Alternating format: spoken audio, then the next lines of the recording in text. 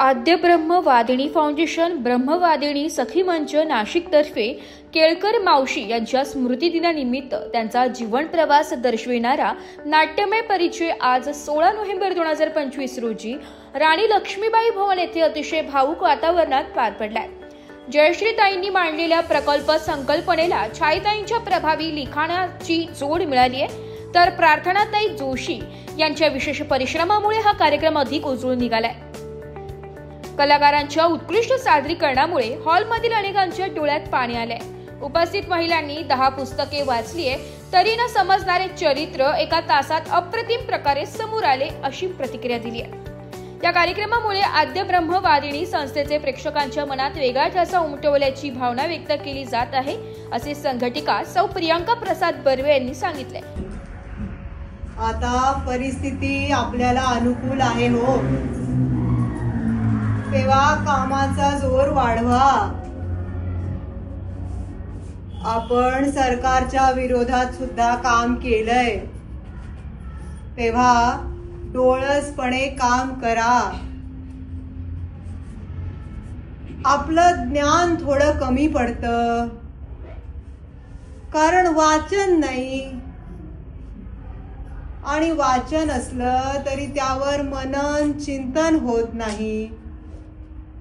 बघ ज्ञान तरी कसं मिळणार? म्हणजे आजकालची नेतेच असं म्हणतात, ये मैंने किया वो मैंने किया, हमारा शासन तर तब तो हमने एक दिन में कर दिखाया, आणि मग तोंडघाशी सुद्धा पडतात। अगं जे चिरा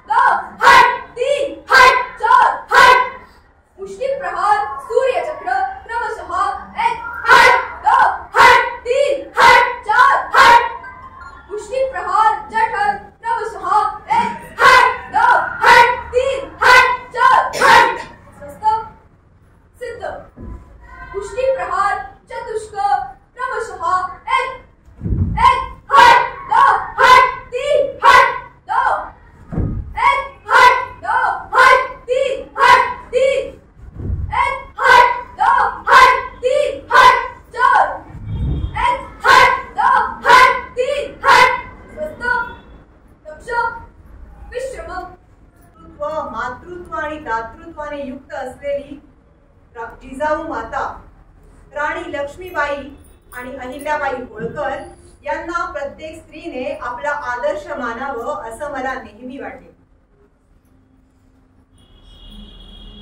शाखेचा विस्तार होत होता।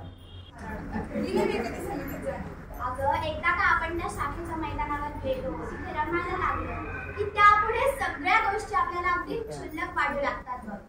बसली का? चल एक झलक दाखवते तुला।